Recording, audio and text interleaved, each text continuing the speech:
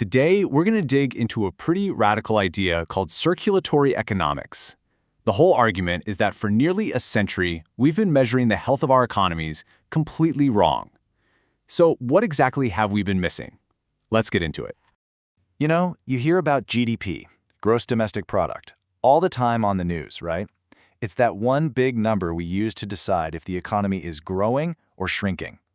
But what if that single number, the one that shapes literally all of our policies and markets, is actually fundamentally misleading us? And this really gets to the heart of the problem. We have been obsessed with measuring the volume of our economy, basically how big the pile of money is getting.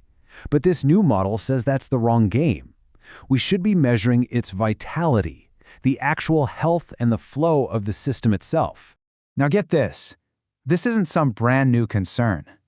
The man who invented GDP, Simon Kuznets, he warned everyone way back in 1934 that it was a terrible way to measure the actual well-being of a country.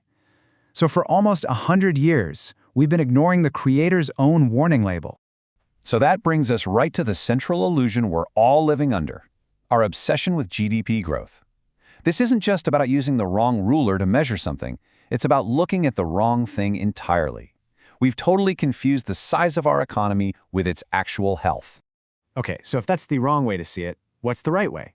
Well, this is where circulatory economics offers this really powerful new metaphor. It says instead of thinking about the economy like it's a machine, we need to start thinking of it like a living, breathing body. See, the old idea views the economy as a machine, right? And the goal of a machine is just to crank out as much stuff as possible, to maximize output. But the new idea sees it as a circulatory system, where the real goal is healthy flow and circulation. That simple shift, it changes everything. And this is where the metaphor just clicks. Think about it. If value is like the blood, and the economy is the body, then the speed at which money moves, its velocity, that's like your blood pressure. And hoarding huge amounts of wealth, well, that's not a sign of success. It's a blood clot. It's a disease that starves the rest of the body of what it needs. But here's the thing. This idea that flow is more important than size, it isn't just a nice little story or a metaphor. It's actually backed up by some pretty startling data. And that brings us to the one variable that traditional economics just doesn't talk about enough: velocity. So what even is velocity? It's actually super simple. It's just the speed at which money moves through the system. A single dollar that gets spent 5 times creates $5 of actual economic activity. But a dollar that just gets socked away and sits there, it creates nothing.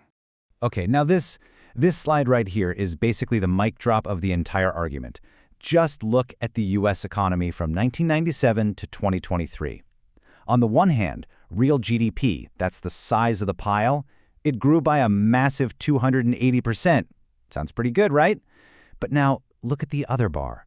During that exact same time, the velocity of money, it plummeted by 39%. I mean, that's the smoking gun right there.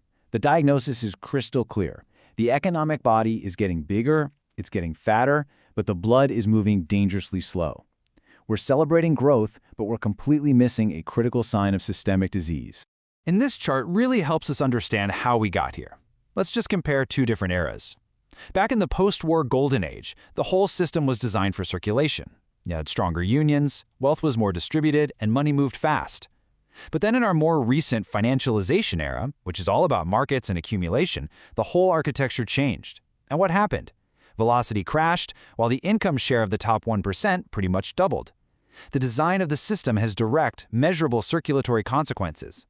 Okay, so if GDP is a busted tool, what do we replace it with? Well, this new model actually proposes a whole new diagnostic toolkit, one that's designed to measure the actual health of the system. So this new approach has 3 key instruments. The first one basically helps us see if our economy is renewing its resources or if it's just eating its own seed corn. The second one measures economic friction. How hard is it for people to trust each other and work together? And the third is a whole framework for designing systems that make it easier to share and circulate value instead of just hoarding it. All right, this all sounds really good on paper, right? A new toolkit, a new way of thinking, but you're probably wondering, is there any actual real-world proof that focusing on circulation creates more value than just letting wealth pile up?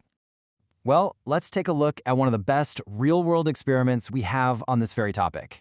An organization called Give Directly ran this huge, rigorous study where they just gave cash directly to people in villages in Kenya. No strings attached.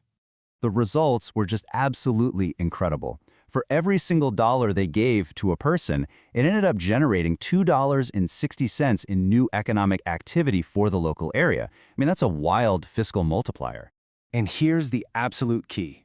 This amazing result wasn't because of the magic of that initial dollar. It was about what happened next. It was because that dollar immediately started moving. It went from the person who got it to a local shopkeeper, who then paid a supplier, who then paid an employee, and on and on. It was the velocity of that dollar that multiplied its value again and again. So where does all this leave us? What does this all mean? If circulation really is the key to a healthy economy, how do we start designing our systems to actually encourage it? Well, the first thing is we have to really internalize that our problem with GDP isn't just a small mistake, a simple measurement error.